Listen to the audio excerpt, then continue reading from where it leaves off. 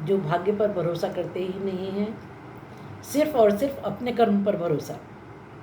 जो करना है खुद करना है। सुबह उठते ही सिंह यानी शेर अपना शिकार ढूंढने खुद ही निकलता है। वो भाग्य के भरोसे नहीं रहता। और सिर्फ इतना ही नहीं, कॉम्प्रोमाइज़ नहीं करते हैं ये लोग। कभी सुने आजकल आज तक कभी कि शेर ने घास खाई हो ना। जो बेस्ट होगा वही चूज़ करते हैं लोग लाइफ में।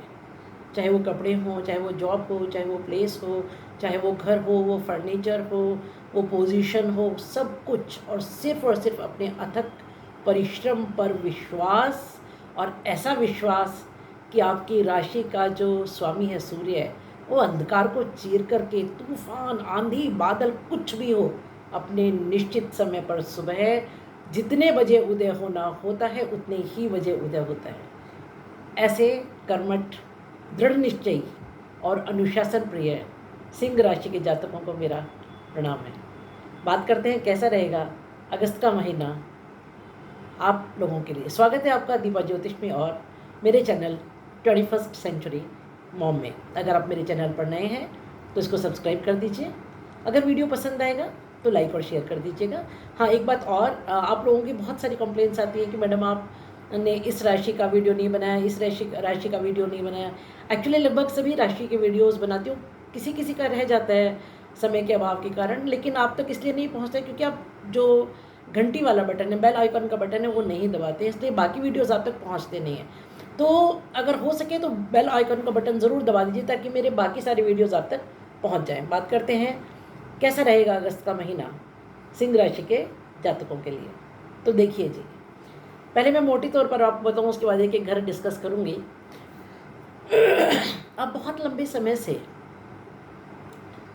किसी एक काम के लिए अथक अथक अथक परिश्रम, बड़े डिसिप्लिन्ड वे में, बड़े ऑर्गेनाइज्ड वे में और बड़े सिस्टमैटिक वे में कर रहे हैं।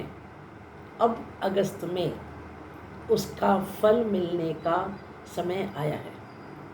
आप किसी बिजनेस प्रोजेक्ट पर वर्क कर रहे हैं, आप किसी नौकरी के लिए तैयारी कर रहे हैं, आप कोई घर खरीदने की तैयारी कर रहे हैं, आप कोई इन्वेस्टमेंट की तैयारी कर रहे हैं, आप किसी कॉम्पिटिटिव एग्ज़ाम के लिए तैयार कर रहे हैं, आप विदेश जाने की तैयारी कर रहे हैं किसी रीज़न से, या जो भी कोई आपका एक टारगेट ऑफ लाइफ है, उस पर बहुत महीनों से बड़े सिस्टमेटिक और प्लान वे में काम चल रहा है।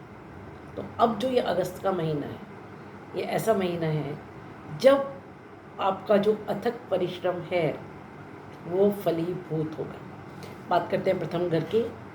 तो सिंह राशि आपके प्रथम घर में है। अच्छा, एक बात और बता दूं कि ये जो प्रेडिक्शंस मैं कर रही हूँ ये सिंह लग्न और सिंह राशि दोनों के लिए है। तो अगर आपके फर्स्ट हाउस में 5 लिखा है तो भी ये आप पर एप्लीकेबल है, क्योंकि इसका मतलब आपका सिंह लग्न है। या फिर आपके चार्ट में जहाँ कहीं 5 लिखा है, अगर वहाँ चंद्रमा है तो इसका मतलब आपकी सिंह राशि है। तो ये जो फलादेश है ये दोनों के लिए है। बात करते हैं आपके प्रथम घर की। प्रथम घर मतलब हम खुद, हमारा दिमाग, हमारा शरीर, हमारा फेस, हमारी सोच, हमारे कर्म, हमारी पर्सनालिटी, हमारी टोटल आइडेंटिटी, व्यक्तित्व, हमारा पर्सनालिटी, हमारा ऑरा, सब कुछ हम खुद। अब आपका जो फर्स्ट हाउस है जिसमें सिंह राशि है, जिसके स्वामी सूर्य हैं, 15 तारीख तक सूर्य 15 अगस्त तक कर्क राशि में यानी 12वें घर में रहेंगे। जब 12वें घर पर मैं आऊँगी तब उसको वापस से डिस्कस करूँगी, लेकिन क्योंकि बिगनिंग यहीं से होती है तो बता रही हूँ कि जब तक सूर्य 12वें रहेंगे तब तक स्ट्रगल स्ट्रगल स्ट्रगल स्ट्रगल, यानी कि स्टेपिंग अप, या मैं ऐसा कहूँ कि जो आपका फल मिलने वाला है आप उसके फेजेस कंप्लीट करेंगे। First phase, second phase, third phase, या ऐसा कहूँ कि उस फलीभूत होने वाली चीज़ की नींव रखेंगे। ऐसा हो सकता है आपके कंपटीशन के डिफरेंट स्टेप्स हों, डिफरेंट फेजेस हों, आपके एग्ज़ाम के डिफरेंट फेजेस हों, आपके इंटरव्यू के डिफरेंट फेजेस हों, आपके जो भी आप तैयारी कर रहे हैं उसका एक कुछ ज़मीन खरीदने की या मकान खरीदने की या विदेश जाने की, उसकी जो डिफरेंट फॉर्मेलिटीज़ आप उनको पूरा करें। लेकिन 16 अगस्त से जब सूर्य प्रथम घर में आ जाएंगे तो वल्ले वल्ले सूर्य बुध के साथ यहाँ पर बुधादित्य योग बनाएंगे। यहाँ सूर्य हैं, बुध हैं और शुक्र हैं। आपका फर्स्ट हाउस इस समय बहुत बहुत बहुत रिच है। बुध यानी बुद्धि के स्वामी, बुध यानी राजकुमार। अब सूर्य राजा, अब बुध जब सूर्य यानी पिता की या राजा की गोद में, मैं कहूँ राजा की गोद में जब राजकुमार बैठा है, तो उससे ज़्यादा सुरक्षित, उससे ज़्यादा खुश, उससे ज़्यादा सुदृढ़ और कहाँ महसूस करेगा। तो क्या होगा कि आपकी बुद्धि इस समय बिल्कुल प्रबल रहेगी, कॉन्फिडेंस ऑल टाइम हाई रहेगा और आप अपने लक्ष्य को बड़ी बखूबी से भेद पाएंगे। दूसरी बात यह है कि शुक्र भी यहाँ 24 तारीख तक हैं, बुध 22 तक हैं और शुक्र 24 तक हैं। उसके बाद बुध वक्री होंगे और आपके पिछले 12th हाउस में जाएंगे। जब 12th हाउस को मैं डिस्कस करूँगी तब इसे डिस्कस करूँगी। 22 तारीख तक बुध यहाँ पर हैं और 24 तारीख तक शुक्र यहाँ है। तो बुध और शुक्र मिल करके बुधादित्य योग बनाएंगे, जो कि किसी बहुत बड़े फाइनेंशियल गेन की तरफ इशारा कर रहा है। आपके पारिवारिक सुख की तरफ इशारा कर रहा है, शैया सुख की तरफ इशारा कर रहा है, सुख सुविधाओं विलासिता के कारण की ओर इशारा कर रहा है, सक्सेस की तरफ इशारा कर रहा है। तो जो भी आप प्लान लेके चल रहे थे बहुत लंबे समय से, ये अब ऐसा समय है जब उसके फलीभूत होने का समय आ गया है। और जैसा कि मैंने कहा कि सिंह तो अपने ऊपर भरोसा करते हो, तो सिर्फ कर्म पर, भाग्य के भरोसे तो कभी रहता ही नहीं है। तो क्योंकि फर्स्ट हाउस में ही सारे प्लैनेट्स हैं, ये है ना, सूर्य भी फर्स्ट हाउस में है, बुध भी फर्स्ट हाउस में है, शुक्र भी फर्स्ट हाउस में, तो आपकी सक्सेस का कारण आप खुद बनेंगे, आप ही कारण होंगे, आप ही कारण होंगे। आप इतना हार्ड वर्क करेंगे, इतना हार्ड वर्क करेंगे, इतना हार्ड वर्क करेंगे कि इस समय आप भाग्य को चैलेंज करेंगे कि जो करना है कर लो, मैं तुम्हें बताता हूँ या बताती हूँ कि कैसे सक्सेस ली जाती है और आप सक्सेसफुल होंगे। क्योंकि टफ टाइम्स थे, काफ़ी समय से ढैया भी चल रही है आप लोगों की। शनि की, जब मैं 7th हाउस पर आऊँगी जहाँ शनि है तो आपको डिस्कस करूँगी, ढैया का प्रथम चरण भी है और स्ट्रगल था काफ़ी लंबे समय से। लेकिन अब वो समय आ गया है जब उस उतनी लंबी मेहनत का फल आपको मिलने वाला है। बात करें आपके दूसरे घर की, अच्छा एक चीज़ और बतला दूँ, यहाँ पर मंगल की चतुर्थ दृष्टि है आपके प्रथम घर पर। मंगल यानी मेहनत, मंगल यानी ऊर्जा, मंगल यानी एनर्जी, मंगल यानी सेनापति, मंगल यानी हार्डवर्क, मंगल यानी स्पीड। तो कामों में तेजी आएगी, आपकी एनर्जी में तेजी आएगी, आप हार्डवर्क करेंगे और पॉजिटिवली हार्डवर्क करेंगे। तो ये फिजिकल भाग दौड़ भी हो सकती है, मेंटल, इमोशनल, हर तरह से, है ना। और मंगल सिंह राशि के लिए योग कारक है। तो योग कारक ग्रह की चतुर्थ दृष्टि जब फर्स्ट हाउस पर है, मैंने बहुत लंबा खींच दिया फर्स्ट हाउस को, पर क्या करूँ, इतने सारे ग्रह हैं और इतनी सुंदर स्थिति है। हालांकि शनि की 7th दृष्टि भी है शनि की 7th दृष्टि भी है, क्योंकि शनि 7th हाउस में, माफ़ कीजिएगा मेरा गला थोड़ा ख़राब रहता है तो शनि की 7th दृष्टि भी क्योंकि है, तो उसकी वजह से थोड़ा सा चीज़ों में डिले, एंगर, फ्रस्ट्रेशन, पर इस समय शनि वक्री हो रहे हैं, तो जो उनका शनि वाला प्रभाव है ना, उसको छोड़ देंगे। ये एक बहुत अच्छी बात है, क्योंकि शनि ऑलरेडी वक्री हो चुके हैं 29 जून से। तो जब शनि वक्री होंगे तो 6th हाउस की तरफ आएंगे, है ना। और 6th हाउस में किसी भी क्रूर ग्रह का होना, हालांकि 6th हाउस में एंटर नहीं कर रहे हैं, मकर राशि में एंटर नहीं कर रहे हैं, कुंभ में ही वक्री हो रहे हैं, पर कोई भी ग्रह जब वक्री होता है तो एक घर पहले के प्रभाव देता है, तो आपके 6th हाउस के भी प्रभाव देंगे। लेकिन उसके बावजूद जो ये समय है, ये कुछ ज़बरदस्त पाने का समय है, सक्सेस का समय है, फलीभूत होने का समय है, आपका हार्डवर्क के फ्रूट्स मिलने का, उसका फल मिलने का इस समय है। बात करें दूसरे घर की, तो दूसरे घर में केतु हैं और 25 तारीख से यहाँ पर शुक्र भी आ जाएंगे, ठीक है। तो दूसरे घर में केतु का होना, ऐसा मानते हैं कि भाई साधु का वाक्य, जिसके दूसरे घर में केतु होता है वो जो कह दे वो हो जाता है। तो मैं बहुत ऑनेस्टली आपको एक बात कहूँगी कि कोई शत्रु है, किसी से गुस्सा है, आप कुछ भी हैं, किसी के लिए कठोर वाणी बोलिएगा मत, क्योंकि वो पूरा हो गया ना, तो हो सकता है कभी आप बाद में अपने आप को ही कोसें और पछतावा करें कि अरे क्यों कह दिया, नहीं कहना था ना, काश नहीं कहा होता उस समय गुस्से में, तो इसके साथ ऐसा नहीं होता। तो केतु 2nd हाउस में, 2nd हाउस हमारा कुटुंब का घर है, हमारी वाणी का घर है, हमारे खान पान का घर है और हमारे धन के संचय का घर है। अच्छा एक चीज़ और बतला दूँ सबसे पहले कि जो बुध हैं इस समय लाभ भाव के स्वामी और धन भाव के स्वामी हैं। तो लाभ भाव यानी 11वें घर से हम देखते हैं कि धन आएगा कि नहीं, इच्छा पूर्ति कभी घर है, जब मैं 11वें घर पर आऊँगी तब वापस से डिस्कस करूँगी। तो लाभ भाव का स्वामी और धन भाव का स्वामी दोनों जब फर्स्ट हाउस में बैठे हो, इससे सुंदर स्थिति हो ही नहीं सकती है। It's a beautiful beautiful beautiful situation, क्योंकि धन के आगमन को देखते हैं हम 11वें घर से और धन के संचय को देखते हैं हम दूसरे घर से। तो दोनों का स्वामी बुध होकर के क्योंकि फर्स्ट हाउस में बैठा है, तो आप धन के आगमन के भी कारण बनेंगे। और अच्छी बात ये है, उसको वेस्ट नहीं करेंगे आप। हालांकि इस समय खर्चा भी आएगा थोड़ा, वो मैं आपको बताऊंगी, खर्चे का भी समय है, लेकिन आप वेस्ट नहीं करेंगे। मैक्सिमम टाइम जो आएगा पैसा उसको संभालेंगे। अच्छा, केतु सेकेंड हाउस में है तो, और वैसे भी यहाँ पर सेकेंड हाउस पर में शुक्र आ जाएंगे 25 तारीख से, और यहाँ बृहस्पति की 5वीं दृष्टि और राहु की 7वीं दृष्टि है। केतु और राहु आमने सामने ही होते हैं वैसे भी हॉरोस्कोप में कहीं भी। तो केतु का यहाँ होने का मतलब, केतु देखिए विरक्ति का कारण है, केतु विच्छेद का कारण है, केतु सेपरेशन का कारण है, केतु मोक्ष का कारण है, केतु आध्यात्मिकता का कारण है। तो परिवार में पूजा पाठ इस तरह की चीज़ें होंगी। लेकिन आपसे मेरा एक निवेदन ये है कि अपने परिवारजनों से, कुटुंबजनों से अगर कहीं किसी बात को लेकर के कोई मतभेद है तो उसको बात को आगे मत बढ़ाइए, उसको छोड़ दीजिए। ओवर थिंक मत कीजिए। वैसे भी राहु से 8th हाउस में ओवर थिंक अननेसेसरली, ऐसे फियर जो कभी होंगे ही नहीं। मैं एक लेखक का अभी कुछ पढ़ रही थी, ही सेड कि मेरी ज़िंदगी का मैक्सिमम समय उन डरों को सोचने में निकल गया जो वास्तव में लाइफ में कभी घटित ही नहीं हुए, एग्जिस्ट ही नहीं हुए। इसलिए बिना बात डरने की ज़रूरत नहीं है। बिना बात अननेसेसरी फियर्स, ओवर थिंकिंग मत कीजिए, मत कीजिए। कुछ नहीं होने वाला है। शेर का कोई क्या बिगाड़ सकता है भाई, शेर हैं आप, इसलिए अननेसेसरी फियर्स नहीं। और रही बात ये कि देखिए, शेर जंगल का राजा है। आपके स्वामी का जो, आपकी राशि का जो स्वामी है सूर्य है, वो ग्रहों का राजा है। माना राजा दंडाधिकारी होता है, माना राजा का हार्श होना, माना डिसिप्लिन होना ज़रूरी है, पर राजा अगर दयावान भी नहीं होगा, राजा क्षमाशील नहीं होगा, तो प्रजा बगावत कर देगी जी। इसलिए अपनी पावर, अपनी एनर्जी को अननेसेसरी चीज़ों में मत लगाइए। अगर कहीं कुछ गलत हुआ है तो ये मान के चलिए ना कि जो रिश्ते हैं, ख़ासतौर से खून के रिश्ते, वो तो जी अंतिम समय तक रहते हैं, तो उनको बिगाड़िए मत, है ना। केतु सेकेंड हाउस में है तो थोड़ा सा हो सकता है कि आप ओवर थिंक करें, बहुत विचार करें, मैं तो इससे तोड़ दूंगा, इससे तोड़ दूंगी, मैं इसके बिना रह सकता हूँ, उसके बिना रह सकता हूँ। सच बात है, लेकिन आप सबके बिना रह सकते हैं, ये बात सच है। लेकिन जितनी ज़रूरत दूसरों को आपकी है, उतनी ज़रूरत आपको भी दूसरों की है।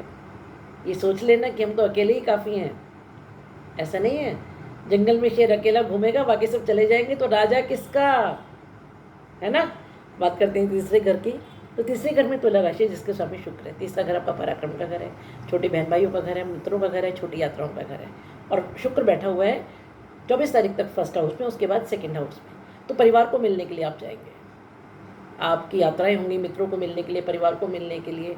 और दूसरी बात ये कि पराक्रम, देखिए सारे जो ग्रह हैं वो एक ही तरफ इंडिकेट कर रहे हैं कि जो धन आएगा वो पराक्रम से, जो जॉब मिलेगा वो पराक्रम से, बिजनेस होगा वो पराक्रम से, यात्राएं होंगी पराक्रम से, आपको कोई प्रोजेक्ट कंप्लीट होगा वो पराक्रम से, विदेश जाना होगा पराक्रम से, अपनी ही मेहनत से, है ना। क्योंकि पराक्रम का स्वामी भी आपका फर्स्ट हाउस में बैठा है। बात करें चौथे घर की, तो चौथे घर में वृश्चिक राशि, जिसके स्वामी मंगल है।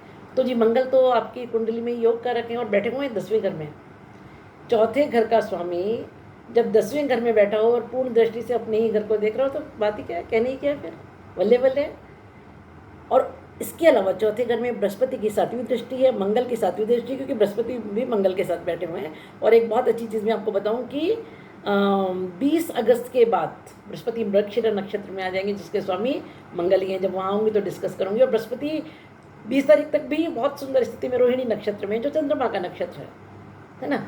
तो बृहस्पति इस समय बहुत खुश स्थिति में, बहुत प्रसन्न मूड में है। और जब बृहस्पति और मंगल दोनों मिलकर के आपके 4th हाउस को देखेंगे, बृहस्पति यानी ज्ञान, बृहस्पति यानी जीव, जीव का कारक, बृहस्पति यानी आपका परिवार, बृहस्पति यानी प्लेटोनिक लव, आपका प्रेम, बृहस्पति यानी समृद्धि, सुख, धन, और मंगल यानी मेहनत, एनर्जी। तो इन दोनों का कॉम्बिनेशन जब होगा 10वें भाव में, तो जो कर्म आप करेंगे वो फलीभूत होगा आपके लिए, आपके परिवार के लिए, वैसे भी आप परिवार के बारे में ज़्यादा सोचते हैं, अपने बारे में कम सोचते हैं। खुद का एक जोड़ा कपड़े में निकाल लेंगे, लेकिन दूसरों को ले जाएंगे, कहेंगे चलो भाई जिसको जो खरीदना है खरीद लो, और अपना कार्ड उनको दे देंगे, जितना लेना है ले लो, कभी रोकेंगे नहीं दूसरों को। ऐसा दिल होता है सिंह राशि वालों का। तो चौथा घर आपका सुख का भाव है, चौथा घर माता का भाव है, भूमि भवन वाहन का भाव है। इस घर पर जब बृहस्पति और मंगल की पूर्ण सप्तम दृष्टि हो तो सुख की अनुभूति अब आपको होगी, सुख का आगमन होगा, माता का स्वास्थ्य अच्छा रहेगा और माता के साथ संबंध अच्छे होंगे। उसके अलावा यहाँ शनि की दशम दृष्टि है और राहु की नवम दृष्टि है। तो कुल मिलाकर के कुछ चीज़ें अचानक होंगी।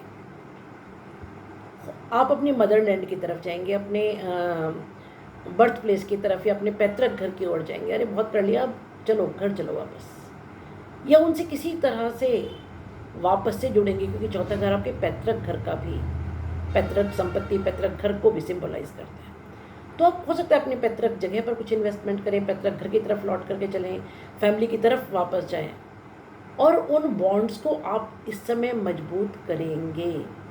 कुछ सेल्फ रियलाइजेशंस भी आपको होंगे इस समय। कौन से सेल्फ रियलाइजेशंस होंगे? जो आपको समझाएंगे कि भाई जो कुछ कर रहे हो परिवार के लिए तो कर रहे हैं, परिवार के बिना क्या है ना। बात करें पाँचवें घर की, तो पाँचवें घर में धनु राशि है जिसके स्वामी बृहस्पति हैं। तो यहाँ 3-11 का संबंध बना करके मंगल की जो अष्टम दृष्टि है वो अष्टमेश के साथ है। बृहस्पति 3-11 का संबंध बना करके जो मंगल है, मंगल 3-11 का संबंध बना करके अष्टमेश के साथ है, क्योंकि बृहस्पति अष्टम भाव के भी स्वामी हैं और बृहस्पति नवम भाव के भी स्वामी हैं। तो यहाँ पर मंगल की अष्टम दृष्टि 5वें घर पर, क्योंकि बृहस्पति का मूल त्रिकोण है, बहुत सुंदर स्थिति है। 5वां घर आपके विद्या का घर, बुद्धि का घर, संतान का घर, आपके धन का घर, आपके प्रेम का घर। और यहाँ पर जब मंगल की अष्टम दृष्टि हो और जब इसका स्वामी, जब नवम भाव का स्वामी, पंचम भाव का स्वामी जब दशम भाव में मंगल के साथ बैठा हुआ हो, बहुत सुंदर स्थिति है। कर्म से ही आप सारे रास्ते निकालेंगे। 10वां घर कर्म का घर है, 10वां घर पिता का घर है। पिता से लाभ होगा, कर्म से लाभ होगा, सरकार से लाभ होगा, संतान से लाभ होगा। जिनकी संतान है उनको संतान से लाभ होगा, और जो संतान के लिए प्लानिंग कर रहे हैं उनके लिए भी बहुत अच्छा समय है ये। बात करें आपके छठे घर की, तो छठे घर में मकर राशि है जिसके स्वामी आपके सप्तम भाव में बैठे हुए हैं। तो शनि वैसे भी अब वक्री हो रहे हैं, तो छठे घर के फल देंगे। छठे घर में किसी भी क्रूर ग्रह का होना या दृष्टि होना बहुत अच्छा मानते हैं जब प्रबल शत्रुहंता योग बनता है। प्रबल शत्रुहंता आपका जो छठा घर है वो रोग, ऋण और शत्रु का घर है। यहाँ पर शनि की दृष्टि होने का मतलब रोग से, ऋण से और शत्रु से छुटकारा। आप स्वस्थ महसूस करेंगे, शत्रुओं का नाश होगा, और ऋण अगर आप कोई पुराने हैं तो उन्हें आप चुका पाएंगे, और अगर आप कोई नए ऋण भी लेना चाहते हैं लॉन्ग टर्म प्लानिंग के लिए तो आप वो भी ले पाएंगे। बात करें आपके 7वें घर की, तो 7वें घर में शनि शश नामक, क्योंकि पंचमहापुरुष योग बना रहे, कुंभ में अपनी ही राशि में और इस समय वक्री हो रहे हैं। आप ढैया के प्रथम चरण में हैं। 7वां घर आपके लाइफ पार्टनर का घर है, आपके बिजनेस पार्टनर का घर है, आपके बिजनेस का घर है। यहाँ पर शनि का वक्री होना थोड़ा सा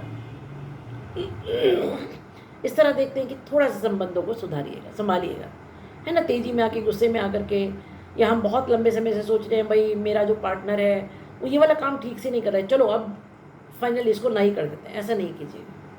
वैसे भी यहाँ पर सूर्य, बुध और शुक्र की सप्तम दृष्टि है, तो जो फर्स्ट हाउस में बैठे हैं। सूर्य और शनि क्योंकि पिता पुत्र होते हुए भी शत्रु हैं, और सूर्य ईगो, तेज, प्रताप, दंड, राजा का दंड। तो क्या होता है कई बार ना हम किसी बात को लेकर के ईगो में आ जाते हैं, क्योंकि सूर्य तो ईगो है।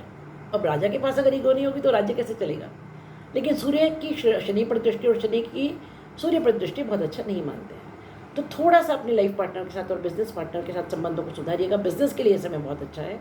ढैया का हालांकि प्रथम चरण है, लेकिन उसके बावजूद आप सक्सेस पाएंगे। स्ट्रगल तो है, इसमें कोई शक नहीं है, हार्डवर्क तो है, लेकिन हार्डवर्क से आप घबराते कब हैं। हार्डवर्क में तो आपको एक्सपर्टाइज है। प्रॉब्लम्स को फेस करना तो आपने शुरू से ही सीखा है ना। तो ठीक है, प्रॉब्लम्स है थोड़ी बहुत, लेकिन सबसे अच्छी बात यह है कि जो हार्डवर्क आप करेंगे उसका रिजल्ट्स मिलेंगे आपको। बात करें 8वें घर की, तो 8वें घर में मीन राशि में राहु है। मीन यानी जल की राशि, राहु यानी सर्प। तो जब सर्प जल में हो तो ठंडक में है, सुख में है, खुश में है। अब यहाँ पर वैसे भी राहु सडन का कारक है, राहु असीमित इच्छा है, राहु अमर्यादित आकांक्षा है। और 8वां घर वैसे भी रहस्य का घर है, 8वां घर आयु और मृत्यु का घर है, 8वां घर पाताल लोक का घर है, 8वें घर को रंध्र कहते हैं।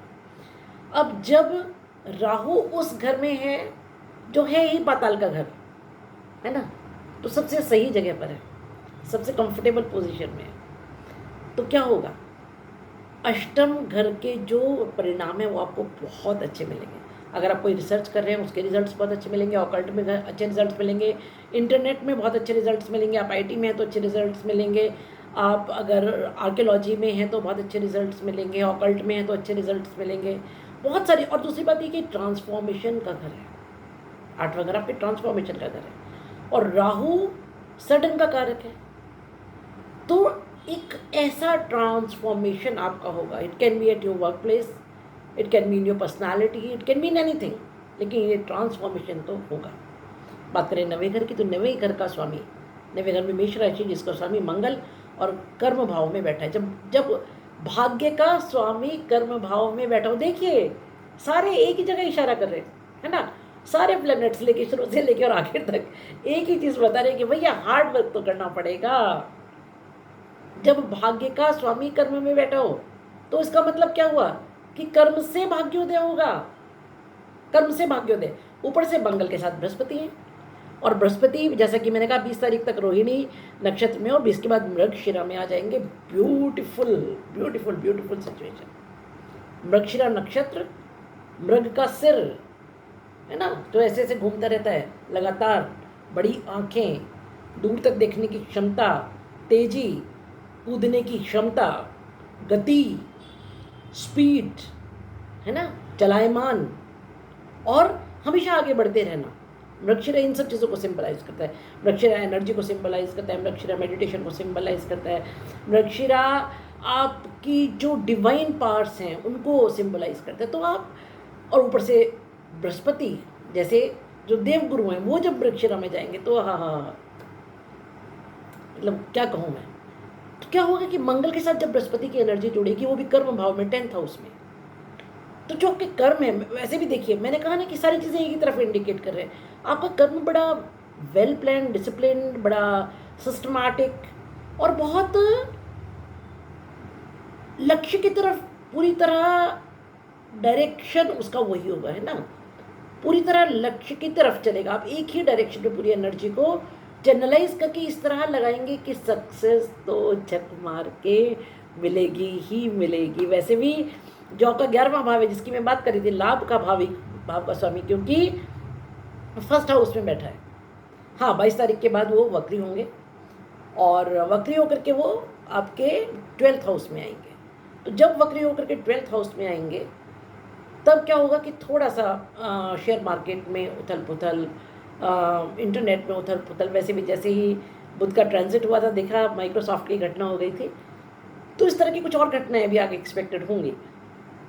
लेकिन अप हीवल्स जो ये होंगे ना, अप एंड डाउन्स जो होंगे, क्योंकि जब 12वें घर में बुध जाएंगे तो वहाँ अस्त भी होंगे, उदय भी होंगे, और फिर वापस अपने फर्स्ट हाउस में ही ट्रांजिट करेंगे। It's going to be a long period actually. पर इसमें ऐसा हुआ कि जो, क्योंकि आपके ये धन भाव और लाभ भाव के स्वामी हैं, दोनों के स्वामी हैं, तो धन और लाभ का जो स्वामी है जब वो वक्री होगा, उदय हो, अस्त होगा, उदय होगा, तो थोड़े से आप ही वल्स आएंगे। इसमें मेरी सलाह है कि खर्चों को थोड़ा सा संभालिएगा। कुल मिलाकर के महीना आपके लिए बहुत अच्छा है।